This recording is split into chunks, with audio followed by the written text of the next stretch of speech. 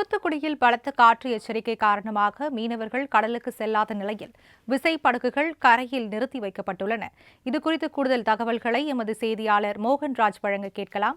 வணக்கம் மோகன்ராஜ், விவரங்கள் என்ன பதிவு பண்ணலாம்?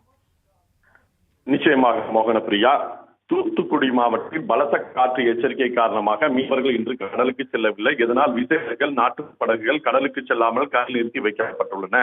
தூத்துக்குடி மாவட்டத்தில் மக்களை வாட்டி வதைத்து வந்த வெயிலுக்கு கடந்த சில நாட்களாக சாரல் மழை கடந்த 2 நாட்களாக மாவட்டம் முழுவதும் பலத்த காற்றானது வீசி வருகிறது.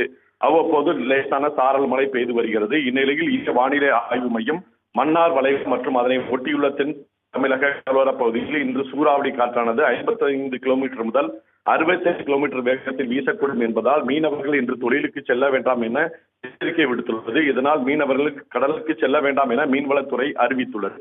அதன்படி இன்று தூத்துக்குடி மீன்பிடி துறைமுகத்தில் உள்ள 245க்கும் மேற்பட்ட விசைப்படகுகள் கடலுக்கு செல்லாமல் நிறுத்தி வைக்கப்பட்டுள்ளன. அதே போல தூத்துக்குடி தேஸ்புரம் மீன்பிடி துறைமுகத்தில் பெரும்பாலான நாட்டு படகுகளும் கடலுக்கு செல்லாமல் நிறுத்தி வைக்கப்பட்டுள்ளன.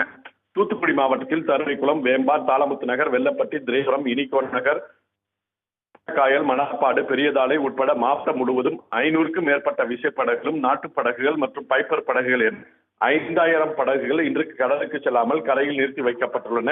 இதன் காரணமாக இத்தொழிலை நம்பியுள்ள 10,000 மீனவர்களின் வாழ்வாதாரமானது பாதிக்கப்பட்டுள்ளது. மோகனப்பிரியா, நன்றி கார்த்திகேயன்.